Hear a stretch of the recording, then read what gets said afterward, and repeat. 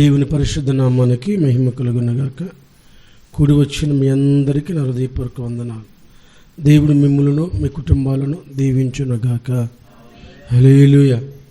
కొద్ది నిమిషాలు దేవుని మాటలు మనం ధ్యానం చేద్దాం. మనం చాలామందిని గౌరవిస్తాం, చాలామందిని ఆరాధిస్తాం. ఆరాధన అంటే గౌరవానికి మించింది నెక్స్ట్ లెవెల్. అది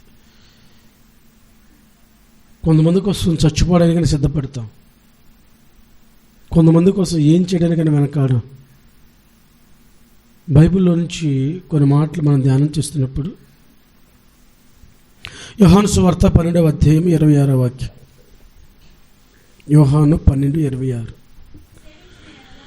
ఒకడు నన్ను నా తండ్రి అతన్ని ఘనపరచును. చిన్న ప్రార్థన చేసుకుందాం. కృప కలిగిన వాడ దివ్యమైన నామానికి స్తోత్రం. ఒకడు నిన్ను ప్రేమిస్తే నిన్ను వెంబడిస్తే తండ్రి అతన్ని ఘనపరుస్తాడని లేఖనాలు సెలవిస్తున్నాయి. ఈ పూట ప్రభువా నీ మాటలు ధ్యానం చేస్తున్నా, వినగలిగిన చెవిని గ్రహించగలిగిన మనస్సును కలుగు చేయండి.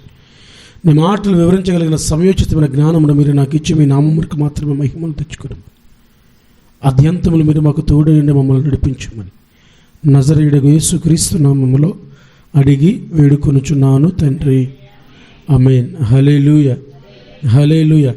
జాగ్రత్తగా నా మాటలు వినాలి. పండగ జరుగుతున్నప్పుడు గ్రీసు దేశస్థులు కొందరు యేసు ప్రభువుని కలిసి వెళ్ళాలని పిలుపు దగ్గరకు వచ్చి మేము యేసు ప్రభువుని కలవాలయ్యా అని అడిగారు. పిలుపు ఆంధ్రే దగ్గరికి వెళ్ళి యేసు ప్రభువుని కలవడానికి కొంతమంది వచ్చారు అని చెప్పాడు. అంటే అపాయింట్మెంట్స్ అన్నమాట. అవి కలవడానికి వచ్చారంటే వారు కలవడానికి వచ్చినప్పుడు ఆంధ్రే మొదటికి వెళ్ళి యేసు ప్రభువుకి చెప్పారు, నిన్ను కలవడానికి గ్రీసు దేశస్తులు కొంతమంది వచ్చారంటే అని అంటారు, రాని మనుష్య కుమారుడు మహిమపరచబడవు గడియలు వచ్చి ఉన్నాయి, ఈ గడియ కోసం నేను ఉన్నాను అని మాట్లాడుతూ ఓ మాట అంటాడు, ఒక్కడు నన్ను ప్రేమిస్తే గోధుమ కింద భూమిలో పడి చేస్తేనే విస్తారంగా ఫలిస్తుంది అని మాట్లాడుతూ అన్నాడు. ఒకడు నన్ను సేవించిన ఎడల నన్ను వెంబడిస్తాడు. సేవించడం అంటే ఏంటి? సేవించడం. ఈరోజు కర్ల పొలంలో మొరపెట్టడం అంటే ఏంటని అడిగితే దేవునికి మొరపెట్టడం అంటున్నారు. మొరపెట్టడం అంటే దేవునికి మొరపెట్టడం అంటే మొర అంటే పొందుకున్నంత వరకు గోజారడం. మనం ప్రార్థన చేస్తాం, మొరపెట్టం. ప్రార్థన అంటే మన మైండ్లో ఒక లిస్ట్ ఉంటుంది, దాన్ని చదివేస్తాం. ఆఖరులు ముగింపులో యేసు నామములో అడుగుతున్నాను తండ్రి అంటాం ప్రార్థన. మొర అంటే అదే పదే పిల్లలు చూడు, మనం వద్దన్నా కుదరదన్నా ఇవ్వనన్నా లేవన్నా పదే అంటే నువ్వు ఇచ్చేంత వరకు అడుగుతుంటాడు. మొర్ర. సేవించడం అంటే ఏంటి? సేవకుడు అంటే సేవించేవాడు. అంటే ఒక యజమానుడి కింద బ్రతికేవాడు, యజమానుని కోసమే బ్రతికేవాడు, యజమానుని ఆశలే ఈయన ఆశలుగా యజమానుని పనిని నెరవేర్చడమే కర్తవ్యంగా బ్రతికేవాడు సేవకుడు. ఒకడు నన్ను సేవించిన అంటే అర్థమంటే ఒకడు ఆయన కోసం బ్రతికితే ఆయన్నే వెంబడిస్తాడు, ఆయన కోసం బ్రతికితే ఆయన వెంబడే నడుస్తాడు, ఆయన కోసం బ్రతికితే ఆయన సంతోషపడడం కోసం ప్రయత్నం చేస్తాడు. సేవకుడు అంటే యజమానుని సంతోషపడడం కోసం పనిచేసేవాడు. ఎవరైనా దేవుణ్ణి సేవిస్తేనంట ఆయన్ని వెంబడిస్తాడంట. నన్ను వెంబడింపగోరేవాడు ఎలా ఉండాలని చెప్పాడంటే తన్ను తాను ఉపేక్షించుకొని తన సిలువనెత్తుకొని నన్ను వెంబడించాలి అన్నాడు. వాళ్ళేమో యేసయ్యను పలకరించి వెళ్ళిపోదామని వచ్చారు. ఎందుకు వచ్చారు? యేసుప్రభుని పలకరించి పోదామని వచ్చారు. పండుగలో యేసుప్రభు అంటే అద్భుతాలు చేస్తాడంట, చచ్చిపోయిన లేపుతాడంట, నీ పాపాలు క్షమించబడ్డాయి అంటే చాలంట పాపాలు క్షమించబడతాయంట అని ఈయన కోసం గొప్ప హైప్ క్రియేట్ చేస్తే వీళ్ళు ఆయన కలుద్దామని వస్తే ఈయన ఏం మాట్లాడుతున్నాడంటే నన్ను సేవించాలనుకున్నవాడు నన్ను వెంబడించాలి అన్నాడు. నన్ను సేవించాలనుకుంటే వెంబడించాలి అంటే వీళ్ళు కలిసేసి పూజ చేసి మాట్లాడేసి కానుకలు ఇచ్చేసి ఆయన సంతోషపడేసి వెళ్ళిపోదాం అనుకున్నారు. ఈయన అంటున్నాడు నన్ను వెంబడించాలి అంటున్నాడు. యేసుప్రభు వారిని వెంబడిస్తే, యజమానుని వెంబడిస్తే ఏం ఫలితం ఉంటుంది? కొత్త నిబంధనలోంచి ఒక సందర్భాన్ని, పాత నిబంధనలోంచి ఒక సందర్భాన్ని పరిచయం చేస్తాను. మీకు పరిచయం చేయవలసిన అవసరం లేని జీవితాలే, కానీ గుర్తు చేస్తాను. చూడండి, రాజుల గ్రంథము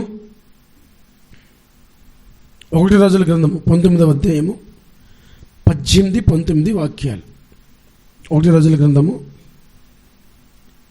19వ అధ్యాయము 18-19 వాక్యాలు. అయినను ఇశ్రాయేలు వారిలో బయలుకు మోకాలునకయు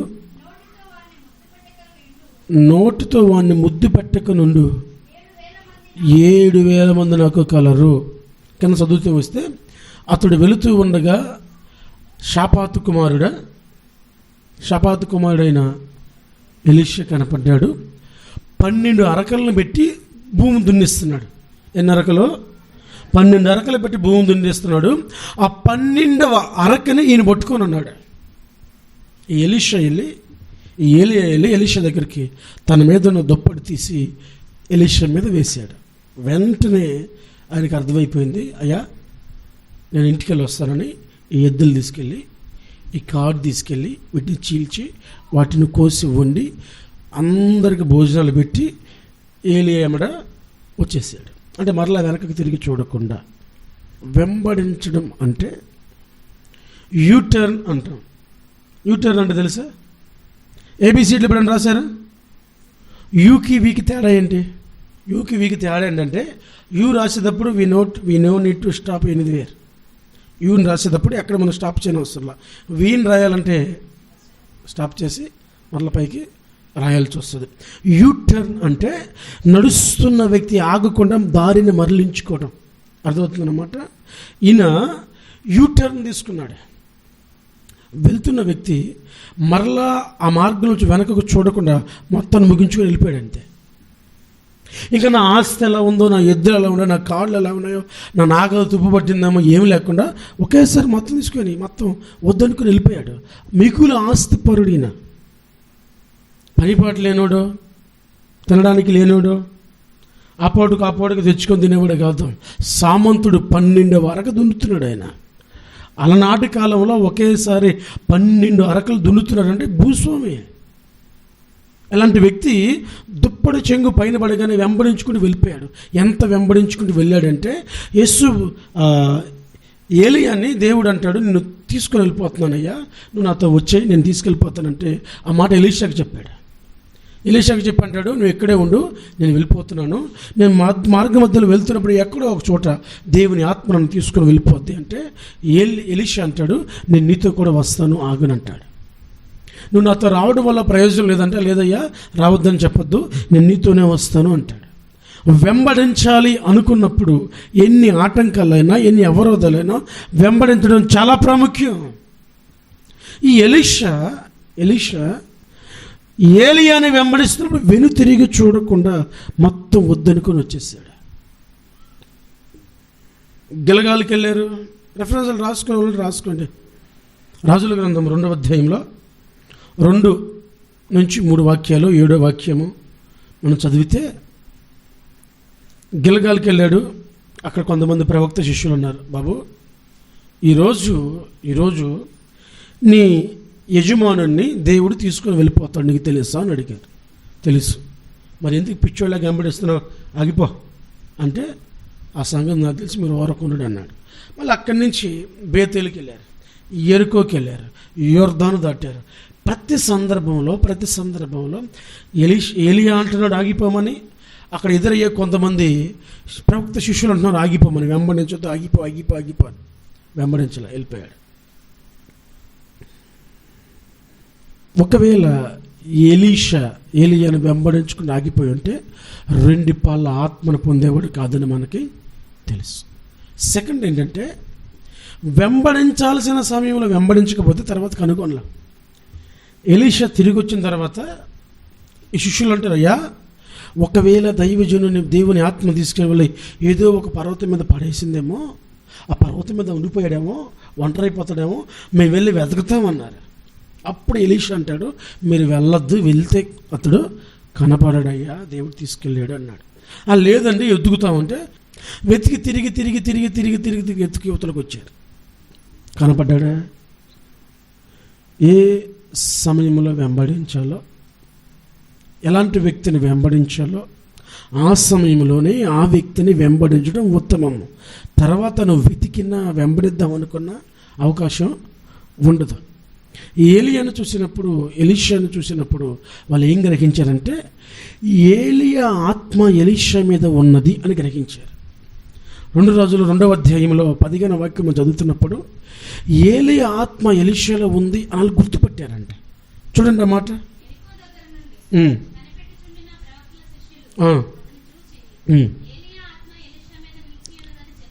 హల్లెలూయా, హల్లెలూయా. ఏలియా ఆత్మ ఎలీషా మీద నిలబడిందంట. దైవజనుని మీద ఉన్న ఆత్మ శిష్యుని మీదకి వచ్చింది. యేసయ్య మీద ఉన్న ఆత్మ యేసుని వెంబడిస్తున్న వారు అందరి మీదకి వస్తుంది. అందుకోసమే మేడగదిలో వారు 120 మంది కూడి ఉన్నారు. ఎందుకోసం అంటే ఆయన మీద పనిచేసిన పరిశుద్ధాత్మ దేవుడు వీళ్ళ మీద కూడా రావాలని ఆశతో. ఏలియా మీద ఉన్న ఆత్మ ఎలీషా మీద ఉంది. ఓ మాట మీకు చెప్పాలి. ఏలియా వెళ్ళిపోతున్నప్పుడు నా తండ్రి ఇశ్రాయేలుకి రథములను రౌతులను నీవే అన్నాడా? మరణకరమైన రోగం వచ్చి ఎలీషా మంచం పట్టాడు. మరణకరమైన రోగం వచ్చి ఎలీషా మంచం పట్టాడు. మంచం పడితే ఇశ్రాయేలు రాజు వచ్చాడు. 13వ అధ్యాయంలో 14వ వాక్యంలో మంచం మీద ఉన్న ఎలీషాను చూశాడు. దుఃఖం ఆపుకోలేకపోయాడు. నా తండ్రి ఇశ్రాయేలుకి రథములు రౌతులు నీవే అన్నాడు. ఏలియాను చూసి ఏ మాట అన్నాడో ఎలీషాను చూసి ఇశ్రాయేలు రాజు అదే మాట అంటున్నాడు. ఇశ్రాయేలుకి రథములు రౌతులు నీవే అంటే ఏలియా ఎలా పనిచేశాడో ఎలీషా కూడా అలాగే పనిచేశాడు. ఏలియా మీద ఏ ఆత్మ పనిచేసిందో ఎలీషా మీద ఆత్మ పనిచేసింది. నువ్వు ఎవరిని వెంబడిస్తున్నావో వారి ఆత్మ, వారి ఆలోచనలు, వారి ఉద్దేశాలు, వారి పనితీరు, వారి ప్రవర్తన నీ మీద పనిచేస్తుంది. అయితే నువ్వు ఎవరిని వెంబడిస్తున్నావు అనేది చాలా ప్రాముఖ్యం. మీరు ఎవరిని అనుకరిస్తున్నారు? నీ కటింగ్ ఎవరిని పోలుంది? నీ డ్రెస్, నీ మాట ప్రవర్తన ఎలా ఉంది? బాగానే మాట్లాడుతుంటాడు. కొంతకాలానికి చూస్తే ఆడి మాటలో రాగము, ఈ కట్టింగో, లేదా మధ్యలో తెలియని పదాలు ఉచ్చరిస్తుంటాడు. ఏంటంటే ఎవరిని చూసి ఇన్స్పిరేషన్ అయి ఉంటాడు. ఎవరిని వెంబడించాలని, ఎవరిని అనుకరించాలని ఏ అలవాట్లు నేర్చుకుంటున్నావు? ఏలియా మీద ఉన్న ఆత్మ ఎలీషా మీద పనిచేసినట్లు నువ్వు ఎవరిని వెంబడిస్తున్నావో, ఎవరిని స్నేహాలు చేస్తున్నావో వాని మీద ఉన్నవి నీ మీద పనిచేస్తాయి. నా మాట్లాడుతున్నాయి. యవనస్తులు చాలా జాగ్రత్తగా ఉండాలి. మీరేమో రకరకాల కాలేజీలకి, రకరకాల ప్రాంతాలకి, రకరకాల పనులకి, రకరకాల కోచింగ్లకి వెళ్తారు. వెళ్ళి ఏం చేస్తారు? అక్కడ ఒక కల్చర్ నేర్చుకుంటారు, అక్కడ ఒక కల్చర్ నేర్చుకుంటారు, అక్కడ ఒక అలవాటు నేర్చుకుంటారు, అక్కడ ఒక జీవనశైలి నేర్చుకుంటారు. అది అంటే అది మనకి కొత్తగా కనపడుద్ది. కొత్త ఒక వింత, పాత ఒక రోత అని అది కొత్తగా కనపడగానే అడాప్ట్ అయిపోతుంది. దానికి అడాప్ట్ అవటం చాలా కష్టం. ఎంత కష్టం అంటే దాన్ని మానాలి అనుకున్నప్పుడు తెలుస్తుంది. సిగరెట్ తాగటానికి ముందు తాగటం కష్టమే కదా.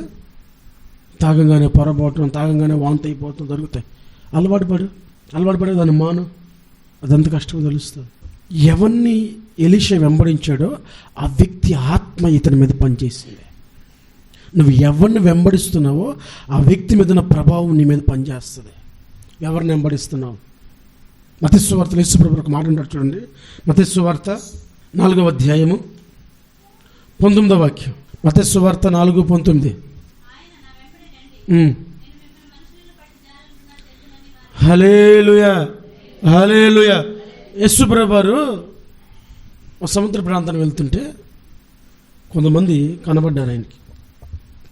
అని అన్నాడు, నా వెంబడి రండి, మనుష్యులను పట్టే జాలరుగా చేస్తాను. ఏం జాలరుగా? నన్ను వెంబడించండి, మనుషులను పట్టే జాలరుగా చేస్తాను అన్నాడు. కొందరు వల్ల వదిలిపెట్టి వచ్చారు. ఒక ఆయన యేసుప్రభువు దగ్గరికి వచ్చాడు.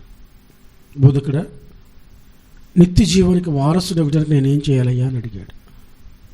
నన్ను వెంబడించు అన్నాడు. మా నాన్న ఇంటికాడు ఉన్నాడు, పూడ్చిపెట్టి వస్తాను అన్నాడు. మా నాన్న ఇంటికాడు ఉన్నాడు, తల్లి ఉంది, వాళ్ళు చనిపోతారు కదా, పూర్తి చేసాక వచ్చేస్తానన్నాడు. అప్పుడు యేసుప్రభు అంటాడు, మృతులను పూడ్చిపెట్టుకుంటారు, నువ్వు వచ్చి నన్ను వెంబడించు అన్నాడు. మృతులు ఆ మధ్య ఒక సమాధి కార్యక్రమానికి వెళ్ళాం. ఈరోజు కాదు, బంధువులు అల్లది రేపు అన్నారు. మాకు ప్రార్థన మేము వచ్చేస్తున్నాం అంటున్నారు. కార్యక్రమం జరగకుండా వెళ్ళిపోతున్నారు ఏంది అన్న. అప్పుడు నా పక్కన ఒక ఆయన ఉన్నాడు, ఆయన వాళ్ళకి చాలా దగ్గర బంధు అంటున్నాడు, యేసుప్రభు చెప్పాడు బైబిల్లో, విశ్వాస ఆయన యేసుప్రభు చెప్పాడు బైబిల్లో, మృతులను పూడ్చిపెట్టుకుంటారని మీరు పూడ్చుకుంటారు అన్నాడు. ఆడికి అర్థం కాలే. మృతులను పూడ్చిపెట్టుకుంటారని చెప్పాడు ఆయన, మీరు పూడ్చుకోండి అన్నాడు. ఇప్పుడు చచ్చిన వాళ్ళు ఎవరు? ఆడికి ఏం అర్థం కాలే. కొంచెం చెప్పు. నాకు నవ్వు వచ్చింది కానీ నవ్వకూడదు కదా, గమ్మునున్నా. ఏంటి మావి ఎట్లా అన్నామంటే, బైబిల్ అదే ఉంది కదయ్యా. కరెక్టే, శారీరకంగా చచ్చిపోయిన వాళ్ళని ఆత్మీయంగా చచ్చిపోయిన వాళ్ళని పూడ్చిపెట్టుకుంటారు, నీకేంటి పని? మృతులను పూడ్చిపెట్టుకుంటారు. రాలా. ఓ ధనవంతుడు వచ్చాడు, నీ తల్లిని తండ్రిని సన్మానించు అన్నాడు. ఏమన్నాడు? తల్లిని తండ్రిని సన్మానించు, నా చిన్నప్పటి నుంచి చేస్తున్నాను అన్నాడు. తల్లిని తండ్రిని సన్మానించడం ఎప్పటి నుంచి చేస్తున్నానంట? There is one thing lack for, ఒకటి నీకు కొద్దుగా ఉందయ్యా, నీ ఆస్తి పేదలకి అన్నాడు. అతడు మిగులు ఆస్తి గలవాడు కనుక సనుగుకుంటూ తిట్టుకుంటూ వెళ్ళిపోయాడు. అతడు మిగులు ఆస్తి గలవాడంట, సనుక్కుంటూ తిట్టుకుంటూ వెళ్ళిపోయాడు. మనకి మిగులు ఆస్తి లేదు కదా, ఎప్పటిదప్పుడే కదా, మనమైతే అమ్మేస్తాం. దేన్ని వెంబడిస్తున్నారు మీరు? ఎవరిని వెంబడిస్తున్నారు? మీ మనస్సులో ఒక ఫిగర్ ఉంటుంది. ఆ ఫిగర్ అంటే మళ్ళీ ఏదనుకున్నారు, ఒక రూపం ఉంటుంది, ఒక ప్రణాళిక ఉంటుంది, ఒక స్కెచ్ ఉంటుంది. ఆ స్కెచ్ ప్రకారం వెళ్ళిపోతుంటారు. మీరు దేన్ని వెంబడిస్తున్నారో వారి మీద పనిచేస్తున్న ఆత్మ మీ మీద పనిచేస్తుంది. మీరు దేన్ని అనుకరిస్తున్నారో వాటి మీద పనిచేసే ఆత్మ మీ మీద పనిచేస్తుంది. ఏలియా ఎవరిని అనుకరించాడో ఆ వ్యక్తి మీద పనిచేసిన ఆత్మ ఎలీషా మీద పనిచేసింది. శిష్యులు యేసుప్రభుని వెంబడించారు కనుక యేసుప్రభు మీద పనిచేసిన ఆత్మ, ఆ దర్శనము వీరి మీద పనిచేస్తుంది. నా మాటలు అర్థమవుతున్నాయా? ఒకరోజు మత్తయిని పిలిచాడు. చూడండి, మత్తయి సువార్త 9వ అధ్యాయం 9వ వాక్యం.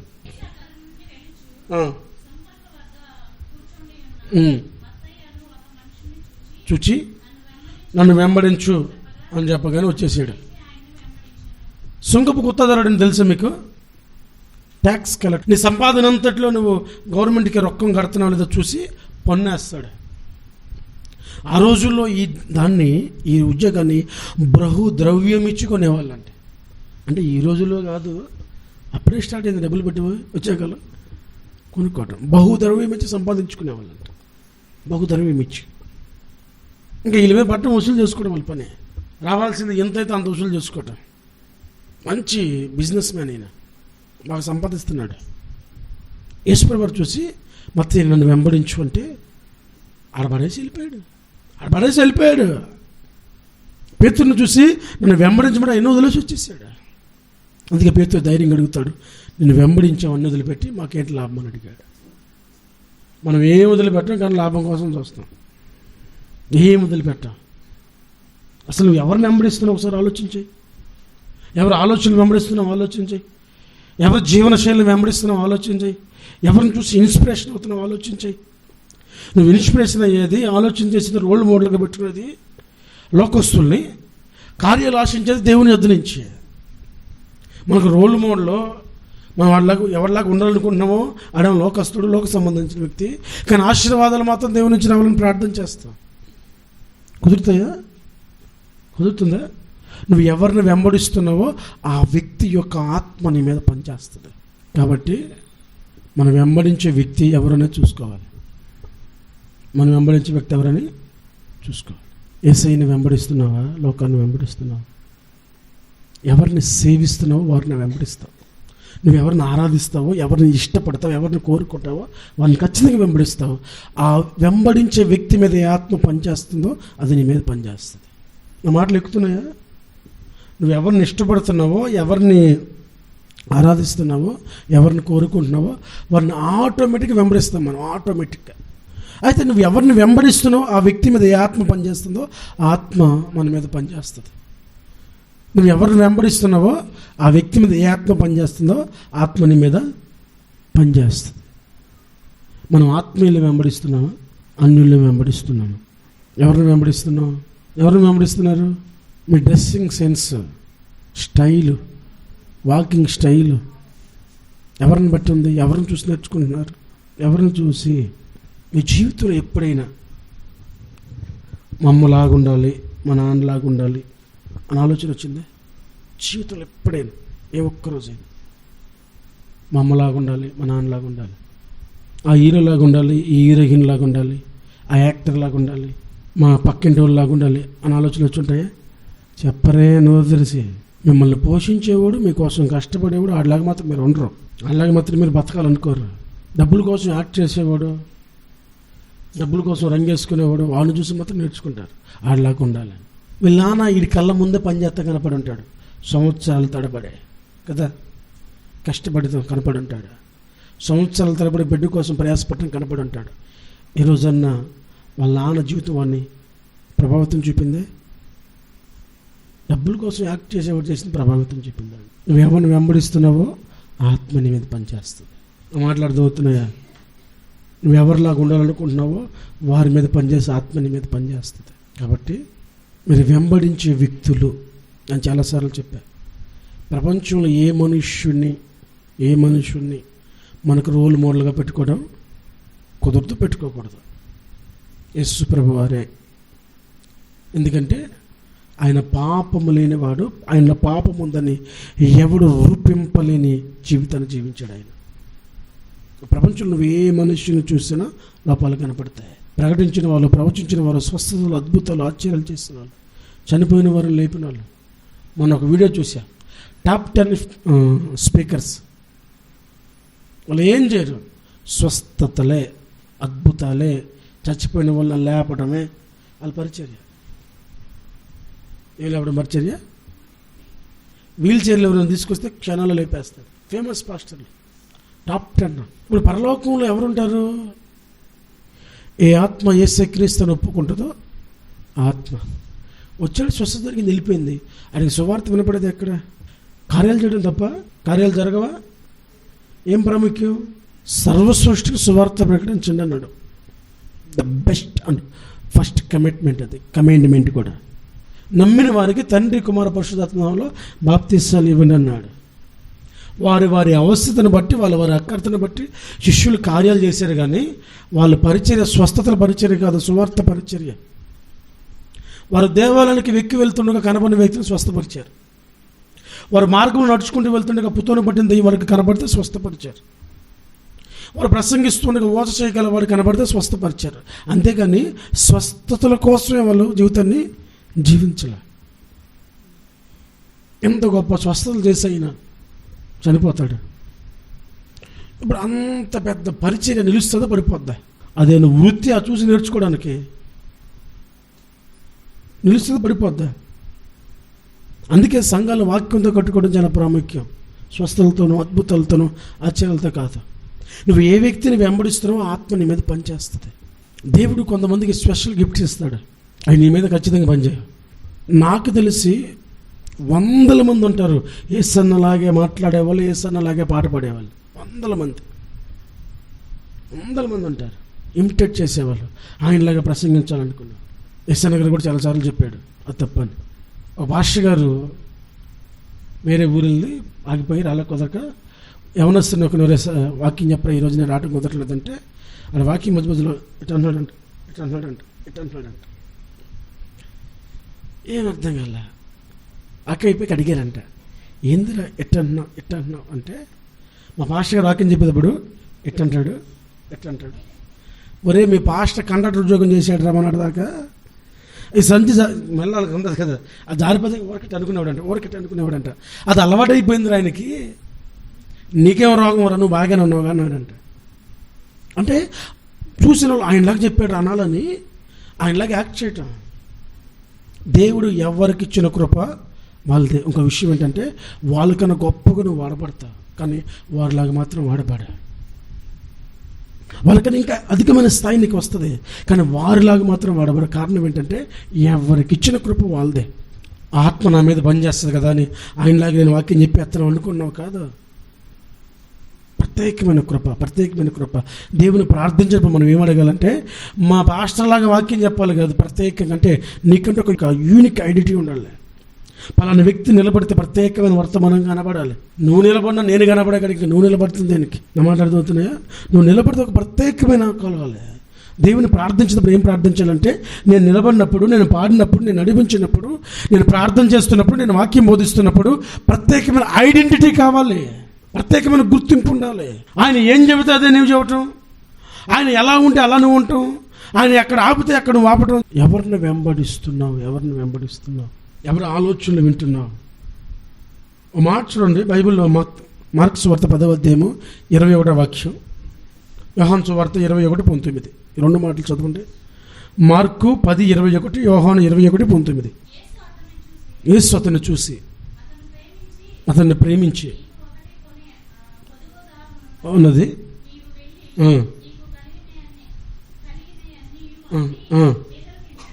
యోహాను సువార్త 21:19.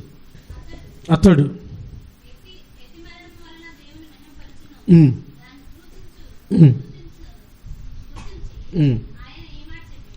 జాగ్రత్తగా పేతురుతో దేవుడు చూస్తున్నాడు. పేతురు ఎలా చనిపోతాడో కూడా తెలిసి దానికి సంబంధించి పేతురుతో మాట్లాడుతున్నాడు. నువ్వు ఎలా చనిపోతాడో తెలుసా? ఎక్కడున్నా మీకు ఎవరికైనా ఎలా చచ్చిపోతాడో తెలుసా? ఆయన తెలుసు. అది ఎరిగి పేతురుతో మాట్లాడుతున్నాడు. పేతురుతో అంటాడు, పేతురు, నీవు ఎవరుడిగా ఉన్నప్పుడు నీ ఇష్టం వచ్చిన చోటుకి వెళ్తావు. అయితే నువ్వు వృద్ధాప్యం వచ్చినప్పుడు నిన్ను బంధించి నువ్వు వద్దన్న చోటకి తీసుకెళ్తారన్నాడు. రోమాకి వెళ్తున్నాడు పేతురు. రోమాకి వెళ్తుంటే రోమా నుంచి ఎదురొస్తుంటారు కదా బ్యాచ్, చెప్పారు నీరో చక్రవర్తి గురించి. భలే హింసకుడు అయ్యా, క్రైస్తులను తెలిసి తన తారులో ముంచి ఇలిగిచ్చి సెట్లు ఆడుకుంటున్నాడు, మంటలో కాలిపోతుంటే ఎముకలు ఇరిగేలాగా చేస్తున్నాడు, సింహాలతో చంపిస్తున్నాడు, రకరకాలు చేస్తే పేతురు భయపడి వెనక్కి తిరిగి వచ్చేస్తున్నాడు. ఎవరు? పేతురు. అప్పుడు యేసు ప్రభు దర్శనం ముందు కనపడి తనకు ఎదురు నడుచుకుంటూ వెళ్తుంటాడు. పేతురు గుర్తుపట్టి, ప్రభా ఎక్కడికి వెళ్తున్నావు అని అడిగాడు. పేతురు, నేను రోమాలో సిలువ వేయబడ్డానికి వెళ్తున్నానయ్యా అన్నాడు. అప్పుడు పేతురికి మరలా బుద్ధి వచ్చి తిరిగి రోమాకి వెళ్ళి స్వార్థ చేస్తుంటే ఆయన పట్టుకుంటే సిలువేసి చంపేయటం. రోమా అంటే అదే కదా, సిలువేయటం. అప్పుడు పేతురు కోరుకుంటాడు, యేసు ప్రభు వారిలాగా నన్ను సిలువేస్తే ఏదో ఒక రోజు యేసు ప్రభు వారితో నన్ను కంపేర్ చేస్తారు, నన్ను తల్లకిందులుగా సిలువేయమన్నాడు. తల్లకిందులుగా పడి ఆ మార్గంలో వచ్చే వాళ్ళకి వెళ్ళే వాళ్ళకి అందరికీ సువార్త చేత చచ్చిపోయాడు. తల్లకిందులుగా తల ఎంత బొరువెక్కేస్తా తెలుసా? అసలు పేతురున్న పరిస్థితి ఏంటి? పేతురు ఎలాంటి మరణం పొందబోతున్నాడో తెలిసి దేవుడు మాట్లాడుతున్నాడు పేతురుతో. నీ ప్రారంభం తెలిసినాడు, నీ జీవితం కొనసాగింపు తెలిసినాడు, నీ ముగింపు తెలిసినాడు. నువ్వు ఆయన్ని వెంబడించాలా, లోకాన్ని వెంబడించాలా? నువ్వు ఎవరిని వెంబడిస్తే ఆత్మ నీ మీద పనిచేస్తుంది. రాత్రి మనం ధ్యానం చేసాం. యోసేపు అంటారు ఫరోతో, దేవుడు ఈ కార్యం ఆయన శీఘ్రంగా చేయబోతున్నాడు కనుక నీ కళ, ఫరో కళ రెట్టింపు అయిను అంటాడు కదా. నిజానికి ఎవరి కళని నిజం చేద్దాం అనుకున్నాడు దేవుడు? యోసేపు కళ నిజం చేద్దామని ఫరోకి కలవరాన్ని పుట్టించే కళ కూడా పెట్టాడు. యోసేపు ఏమో ఫరో కళ రెట్టింపు చేసేవాడు, దేవుడు దాన్ని నెరవేర్చడానికి అనుకుంటున్నాడు. కానీ నిజానికి యోసేపు కళ నెరవేర్చబడడానికి ఫరో కళ అయింది. అంతేనా? సో మన దైనందిన జీవితాల్లో కూడా మనం ఎవరిని వెంబడిస్తున్నామో వారి ఆత్మ మన మీద పనిచేస్తుంది. వారి మీద పనిచేస్తున్న ప్రతి ఆత్మపతి క్రియ మన మీద పనిచేస్తుంది. కనుక మనం ఎవరిని వెంబడిస్తున్నామో చూసుకొని వెంబడించాం. చాలాసార్లు లైట్ తీసుకుంటాం. ఎంత లైట్ అంటే, సొలొమోను అనుకున్నాడు, నేను జ్ఞాన్ని, నేను ఏది మాట్లాడినా మనుషులు కన్విన్స్ అయిపోతారు, నేను ఏదైనా చేయగలను, అంత జ్ఞానం దేవుడు నాకు ఇచ్చాడు అనుకొని అన్ని స్త్రీలందరినీ వివాహం చేసుకొని ఆఖరికి అన్ని దేవతలకు ధూపం వేసే స్థితికి దిగజారిపోయాడు. జ్ఞాని. ఆయన వంటి వాడు పూర్వీకులు లేడు, ఇక మీదట రాడు కూడా. ఈ జ్ఞాని నేను జ్ఞానవంతుడిని అనుకొని నేను ఏది మాట్లాడిన అందరూ కన్విన్స్ అయిపోతారు అనుకొని, నేను ఏదైనా చేయగలను అనుకొని అన్య దేవతలకు ధూపం వేసి సాక్షాత్తు దేవుడు 2 మార్లు ప్రత్యక్షమై మాట్లాడిన దేవుని వైపు తిరగలేనంత దౌర్భాగ్య జీవితానికి దిగజారిపోయాడు. కాబట్టి నా స్నేహాలు బాగానే ఉన్నాయి, వాళ్ళతో నేను కలవను, అన్నింటిలో పాలు పొమ్ములు పొందలేను, నేను ప్రత్యేకంగా వచ్చేయగలను అని పిచ్చి తెలివితేటలు ఉపయోగిస్తే సాక్షాత్తు దేవుడు ప్రత్యక్షమైన సొలొమోను తిరగలేకపోయాడు. కాబట్టి నువ్వు ఎంచుకున్న మార్గమే, ఎంచుకున్న స్నేహమే, వెంబడిస్తున్న వ్యక్తులే సరైన వాళ్ళు కదా చూసుకొని వెంబడించడం ప్రాముఖ్యం. ఈ మాటల దేవుడు మన వెనుకల్లో దీవించునుగాక. దయచేసి అందరూ తల వంచి ప్రార్థన చేసుకుందాం.